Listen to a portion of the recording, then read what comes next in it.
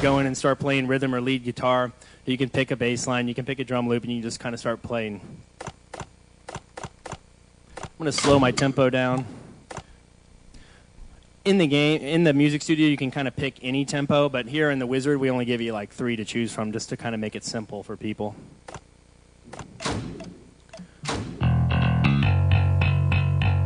So I'm going to pick this bass line because I'm feeling depressed.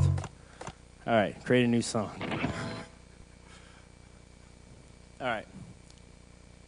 So you see, like, everybody's instrument lights up. So at any point in time, if somebody hops over here and grabs the bass guitar, they can play anything. They can play the melody, which is more like keyboards.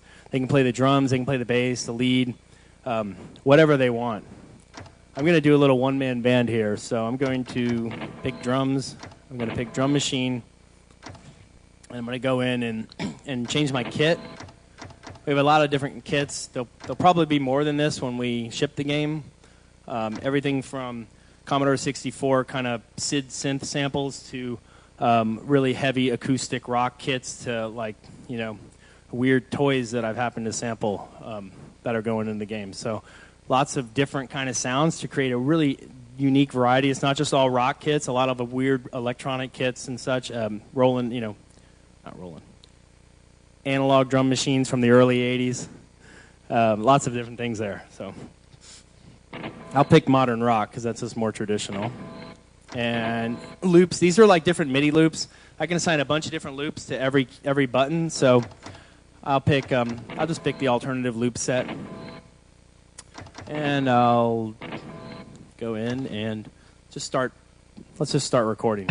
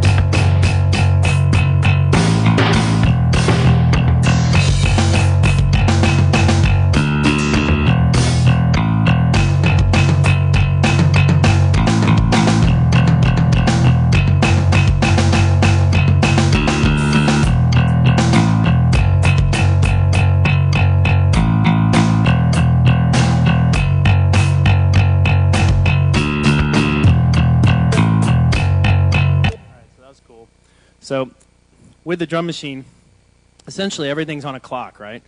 So these are 5 different drum loops I can play. They're all on a clock. So every time I play a new drum loop, it doesn't just replay the loop. It picks up exactly where in that like 4-bar section, if it's on the 3rd bar of 4 bars, it's going to pick up and it's going to basically crossfade to the next loop. So anytime I can transform by turning a button on or off, so I can start and stop the beat and get all funky with it. This slider has a lot of different functions. You can play the beat. You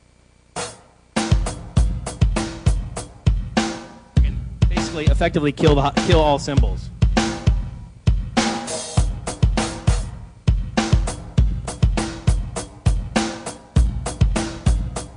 Now I'll kill the snare.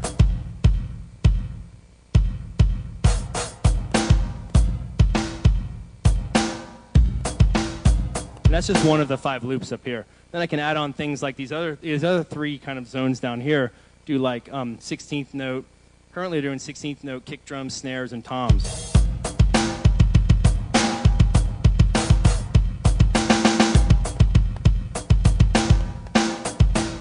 So that's fun to play with. And then this thing does the pitch, so I can just crank the pitch down like 12 semitones or something.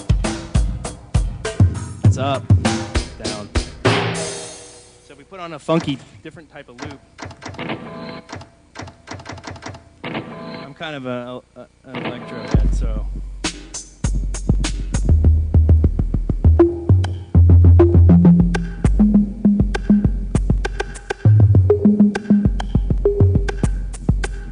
So you can get pretty funky with the thing. We've got a lot of other cool stuff that's not in this build, but that went in last night, like the velocity. You have velocity sensitivity on the drums. When you're using the drum machine, if you tilt the guitar, it changes the velocity. I wish I could show you, but I'm using last week's burn. But as you tilt the guitar, it changes the velocity of the sample. We also put a crash on the whammy, so at any point in time, if you want to crash,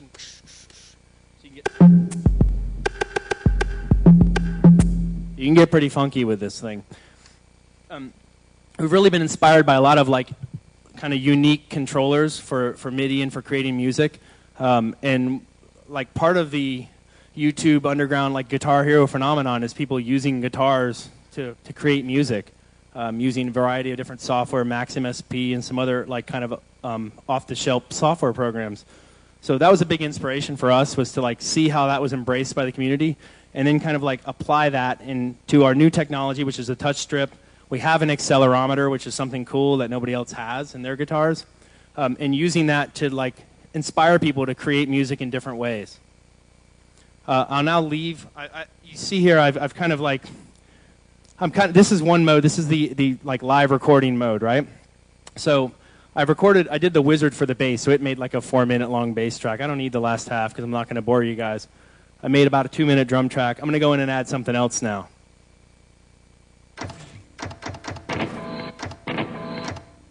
All right, with the lead guitar, or with all guitars actually, let me pick my effect first. All right, so with the guitars, all right, it's like any of you guys that are guitar players out there, or even are into music, this is a pod from line 6, okay? This is a guitar, a real-time guitar effector. It does amplifier and cabinet modeling for guitars. So what that means, if you want to sound like you were in the Beatles band back in the 60s, you could pretty much dial in the right cabinet and amps that they had, and your 2008 guitar could sound like the Beatles. We've taken technology from Line 6. They partnered with us on this game, and we've built it into the game. We've used their real-time DSP effects to put amp and cabinet modeling into Guitar Hero World Tour.